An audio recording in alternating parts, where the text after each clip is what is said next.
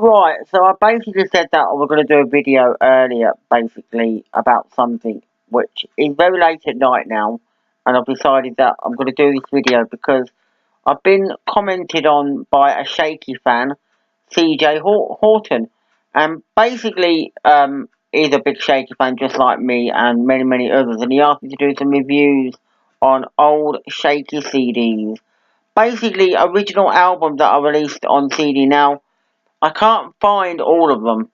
I've got that many CDs, I just can't find all my Shaky CDs at hand, so I've only got a handful on me at the moment, which I'm going to talk about and review a little bit. And basically, the first one is this is the 2005 issue of the 1991 album Merry Christmas to Everyone. Now, I do believe it's been re-released again with some bonus stuff on it, but I don't have that at the moment. I've only got this one. Now, I don't remember whether this got released originally in the 90s. I assume it might have done way back in 1991 when it was released on vinyl, which I do own, but I only have this for now, which is on a lovely CD, which does also enclose the also available the collection and the DVD collection. So yeah, that's a very wonderful CD. It sounds great. I can't fault the sound on that CD whatsoever because just like the Epic Masters, it's got some good sound on it. So I'm quite happy with how that has turned out. But some of the other CDs that I do own by Shakin Stevens, particularly of some of the old material, are very much compilations. I've got basically the hits of Shakin Stevens. These were basically budget compilations. Now, these were some of the very first Shaky CDs I ever bought because at the time I didn't own any greatest hits on CD, so I thought I'm going to need one or two so I can play them, and this is what I basically started to buy when I see them in the shops. Released in 1996, and at the time, Shaky Stevens sadly didn't have many CDs on the market, so basically collecting his music, on CD wasn't always easy, and one of the things about having these compilations was you got music from Shakin Stevens on CD. I also bought the second volume, The Hits of Shakin Stevens Volume 2. Again, they're very much run-of-the-mill Shakin Stevens CDs that have been released of many of his hits, and what they've done is they're not really remastered very well. They're just they sound good, but I'm sure if they were remastered better, they might sound better. But they're just basically mastered as sort of normal run-of-the-mill CDs, basically. And they contain most of the hits that he ever released. And because he hadn't had many albums out, it was very hard to get hold of some of the album tracks and B-sides that maybe people wanted on CD by Shakin Stevens. And the way they did that was they released what was known as a compilation series, and this was the hits. So you've got Shake of the Hits, that one. Then you've got obviously Shake of the Hits number 2, and then we go into Shaky the Hits number 3. Now, even though these are not on the Epic level, they're on Pickwick, but they're still basically the original Shaky tracks. The difference is, though, they're more likely compilations mixed with basic album tracks and the odd B-side. So what you get, like, for instance, if you want to play Shake of the Hits number 3, you might listen to the first 2 songs, you might listen to, say, many of the songs going down the list and say, oh, I remember them because they were hit records, but when you get to like track number 3, The Shape I'm In, or I'm going to sit right down and write myself a letter, which is track number 8, they're not hit records by Shakin Stevens. They were album tracks. And in fact, you'll find that track 1, Green Door, Cry Just a Little Bit, you got track number 4, Turning Away, I'll Be Satisfied, Breaking Up My Heart, number 6, obviously Marie, number 7. So, the first 8 tracks, you've got 6 hits and 2 album tracks, so you get down to things like Treat Her Right, Lonely Blue Boy, Your Ma Said You Cried in Your Sleep Last Night before you get back to the hit records like Lipstick, Powder and Paint and It's Raining and it finished off with Mona Lisa. So that's what they did.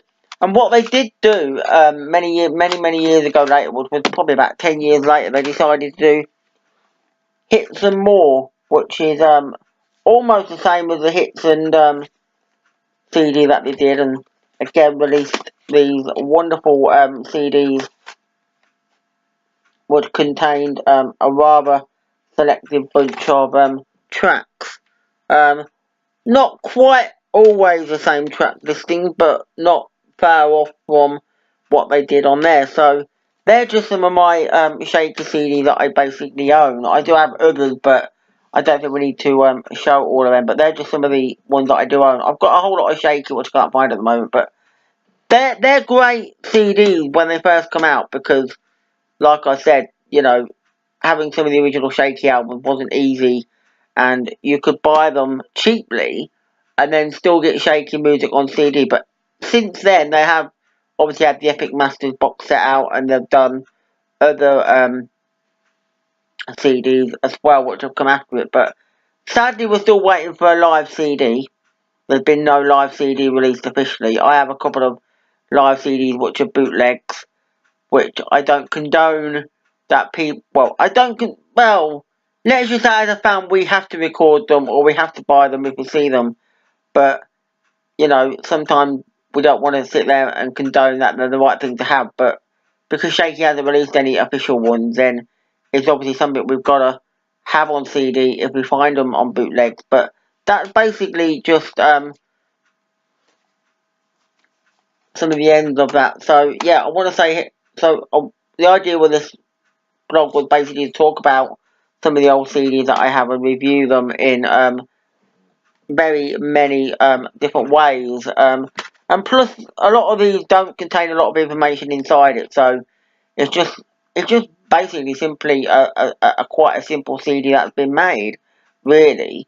The Merry Christmas Everyone album, I actually think I should try and find the re-release of this one, specifically the one that came out a few years ago, because it's got some bonus stuff on it, which would be great to have on CD, like the extended version of Merry Christmas Everyone. But I did say that I have got some CDs that I made myself, particularly of stuff that he's done with the Sunsets, but I don't always do the covers for them. Partly because, I suppose, in a way, it's a little bit harder to do the covers when you have to try and scan them and get them down to size, and partly because, do I need the covers for them? Is it important for me to have the covers? I'm not, as long as I know what the track listing is, then I'm happy, because what I've done with them is I've more or less put them onto my iPod, so that on my iPod I've got a playlist that has almost every Shaky track that is ever done, both as a solo artist and with the Sunsets on there in a playlist. And I've more or less done them so that each of his studio albums goes from the very first one to his very last one, and then anything that's basically a B-side or not on these albums, they come at the right time that goes with the albums, if you know what I mean. So what I would do, for instance, the first album would be a legend. That's the first album he's ever done with Shakin Stevens and the Sunset. So if he's recorded any more songs from them sessions or around that time that don't appear on any of his Sunsets albums, then they go after that.